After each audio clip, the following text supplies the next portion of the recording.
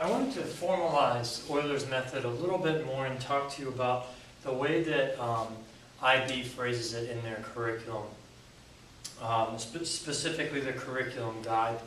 If you look at the, I have in my hand this paper, the topic list, where it has the content and the amplifications and the exclusions. Specifically in the amplifications column, if you look there in your curriculum guide, you'll see a definition of y and a definition of x. So one thing is that to find, just recall our situation here. If you're at, let's say, this point, and you want to go from there, the first thing you do is you find the derivative at that point using the differential equation.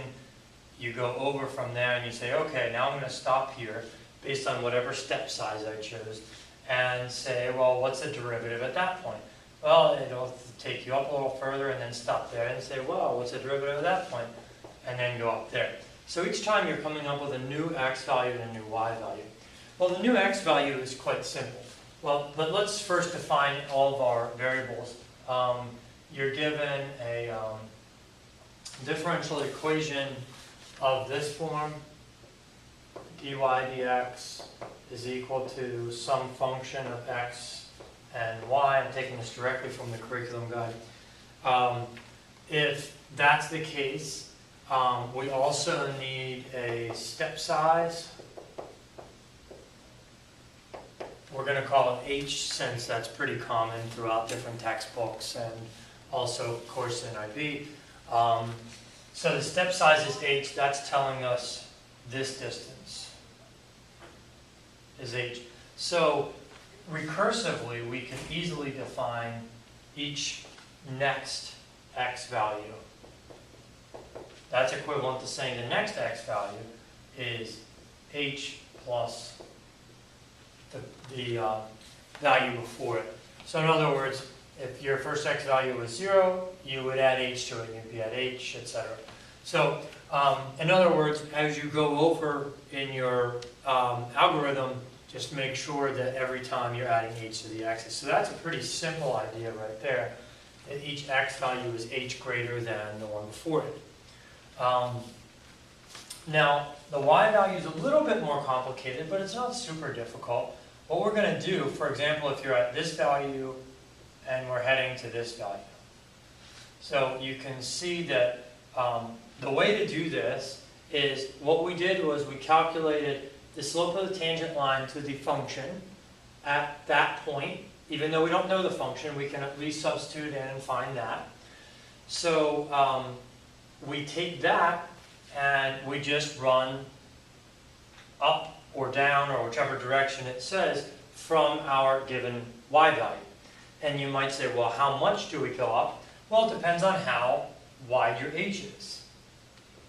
But in general, we go up by the derivative times the width of h.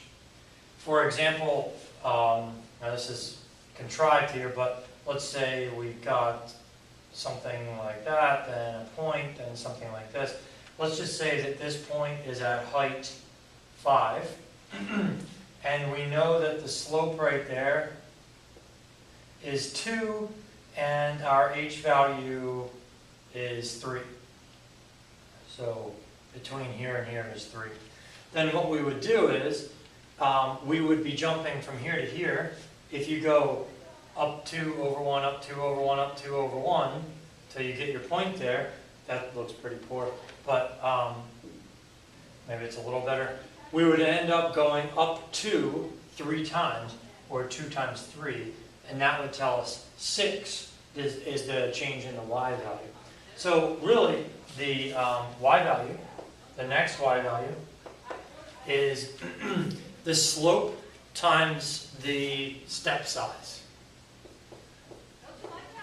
Slope times step size.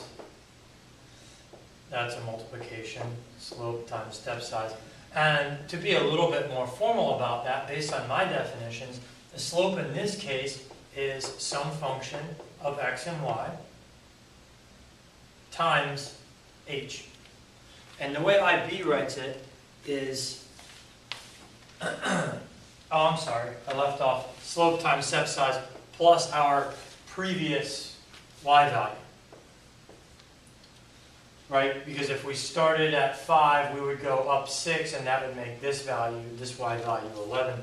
So point being, we go, the x values just go up by h, the y values go up f of x comma y times h plus the previous y value. And that's the way IB has it listed in their curriculum guide. They've included that as an amplification or an inclusion, meaning they could specifically list these things as part of test questions, which is why I wanted to formalize them.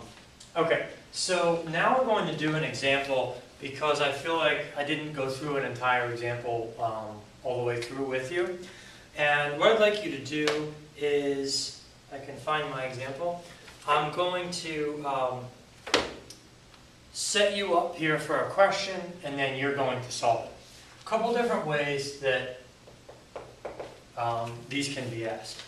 The first thing is they need to provide you, of course, with a differential equation. And in this case, I'll give you dy dx is equal to xy. And also, they have to give you a starting spot. If they don't give you a starting spot, there's really no way to start this machine up here to get the next x value and the next y value. So in this case, we'll say that y of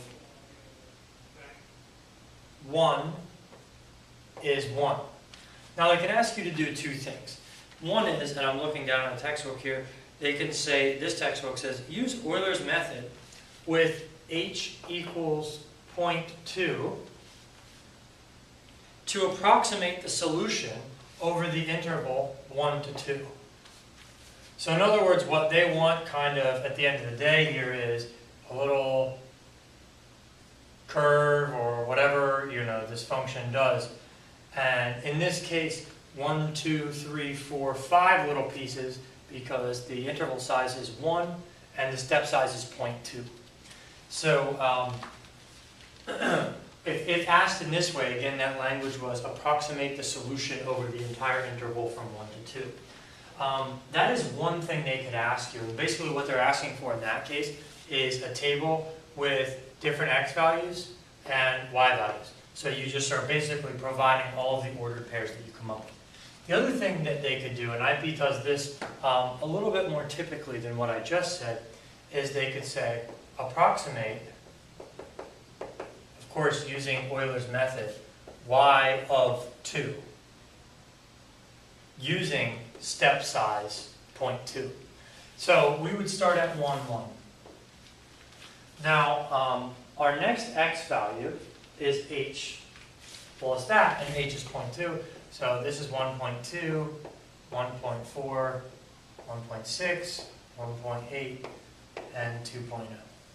You might see that there are 6 values listed here, but remember that would just create 1, 2, 3, 4, 5 line segments. Okay, so we start with our y value of 1. The first thing we need to do is, and it is useful to kind of list, I'm just going to get rid of this. We're approximating y of 2. That's our goal. Box that out. That's what we're really interested in doing here. And it might be useful for you to maybe add on another column to have something like dy dx or whatever derivative or whatever you want to call it. Because when x is 1 and y is 1, the derivative is 1 times 1, which is 1. And the reason I'm just recording that there is so that I can see what I need to do here is take my derivative, right? Remember that I know this says f, but that's because in this case we defined f to be the derivative. So this is really just the derivative times h. So that's 1 times 0.2 is 0.2, and add that value to the previous y value. And you get 1.2. Okay, Now, the next y value, you do 1.2 times 1.2. That'll give you the derivative, which is 1.44. And from there, we take the derivative times the step size. That's, looking at my calculator, 1.44. Well, I'd like you to take this calculation all the way through. I'm sorry if I didn't say that already. I'd really prefer it if you were to take this information and just go and get your approximate value for 2. You can hit pause and do that. So if you have resumed now, we'll just check your calculations. I multiplied that by 0.2 and got 0.288, and then I'm going to add that to 1.4. So 1.4 plus that will give me 1.6. I'm sorry, 1.2 plus that will give me 1.488. I said that wrong. So now you continue from there. So for our derivative, we would do 1.4 times 1.488, and you'd get 2.888. And just to be clear here, I guess, when you're doing this for IB, you have two options. Really what IB is interested in is knowing the x's and the y's. They're going to give you marks for each one of these that you carry through. And then mainly they want, of course, to see what you get at the end of this thing. So as you're going through this, I'm keeping the exact values in my calculator as I go. I'm not rounding anything so that my final solution will be rounded to 3 sig figs. And that's obviously advisable for you as well. So you should get roughly something like this, 1.90464. And I'm going to leave the right column for you to work with if you desire.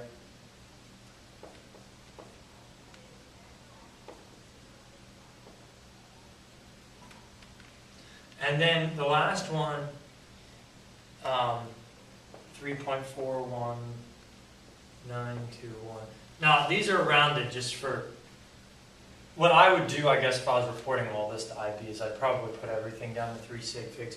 But while I do the calculation, keep it as exact as possible, or keep it exact, period. And this would be 3.419, which I would then call 3.42. Unless you have an exact terminated decimal, go with the 3 sig figs.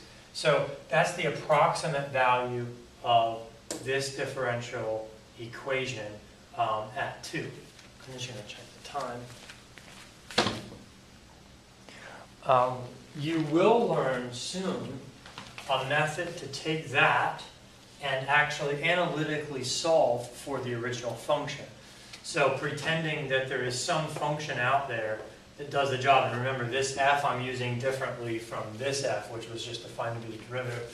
There's some function where if we find the function that satisfies this condition, or if we find the y value, and I'll just call it y, if we find the y function that satisfies that condition, we could just plug 2 into it, and whatever we got here, we could compare it to 3.42 and see what kind of error was propagated in our Euler's function, or Euler's method calculation. So what Euler's method is doing, again, is just approximating the solution curve using simple slopes. I mean, really, this stuff right here is just algebra 1. I know it looks a lot more complicated, but it's just algebra 1. So hopefully you work through that example and you're a little bit more confident, and you'll have some more practice later.